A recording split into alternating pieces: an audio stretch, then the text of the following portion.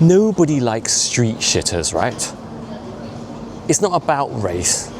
It's not about nationality. Because let's be real here. In our societies, there are good, hardworking, decent immigrants who assimilate and contribute, and everybody loves them. And there are street shitters.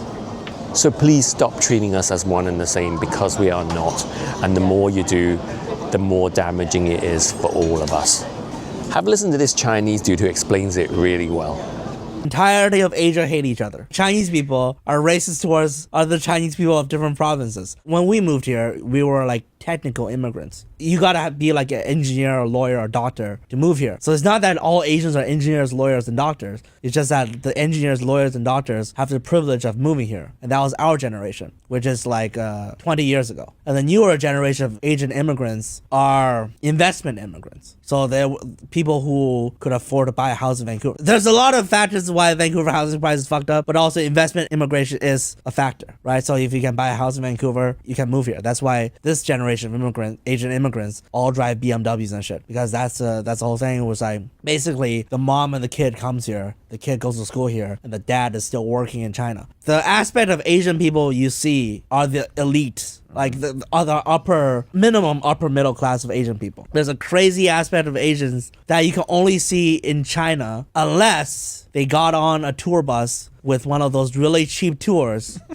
And that's why Asian tour buses are a nightmare to whenever they visit, because they came from like a lower class of Asian people. You know, it's just like that's why there's like stories of Asian people like shitting on a tree and some shit like that. I don't know. If you go to China, you're gonna be like, I thought all Asians are engineers, lawyers, doctors. Like if you go to the train station in Beijing, you can see like a more real aspect of Asian people. I know he looks fat and nerdy, but this dude is based as fuck, right? He's telling it like it is. I immigrated to the UK in the 70s, and my family was part of that early wave of immigration. You had to have money and status to get into the UK and US and Canada. And a lot of our Indian immigrants here in the UK are doctors and dentists. We can't do without them. But I hear that in Canada, you guys have let in all the street shitters. So they may be the same color, but they're not the same people. And meanwhile, here in Europe, we've let in a whole generation of unvetted male criminals. And again, the color of their skin does not make them the same as the doctors and dentists. So let's have a bit of nuance. Let's not lump them all together. Nobody in any country is a big fan of criminal gangs and street shitters. And we have street shitters in China too. I mean, not so much in the first tier cities like Shanghai and Beijing and Shenzhen, but they exist. But you guys are used to seeing our elite, just like the guy in the video pointed out. But those lost generation tourists he's talking about, who book on those cheap holidays, pile onto a coach and cause havoc everywhere they go, they're an embarrassment to all of us. Like these.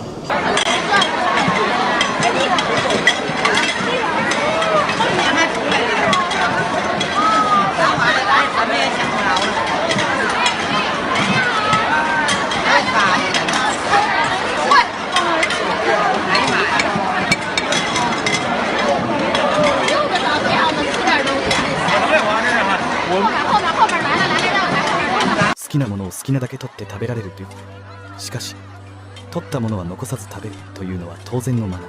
タイにあるレストランで撮影された中国人団体客の行動が SNS で紹介され、世界中から非難の声が上がっている。誰も驚いてないのがすごい。中国人の大群に出くわすと大変だよな。平気で押してくるし。エビを急いで食べないといけない理由があるのか。今バンクーバーでは中国人に不動産を買われまくってるんだけど、こんな感じでかっさらっていかれてるんだろう。皿をシャベルのように使うことほど上品なもの。So just as we don't want to be lumped in with all those tourists fighting over the prawns at the buffet, brown and black people don't want to be lumped in with child rape and grooming gangs. So let's be mature enough to have that conversation without making it about race. Did you hear that, libtards? Stop being so racist and treating us all like a bunch of street shitters.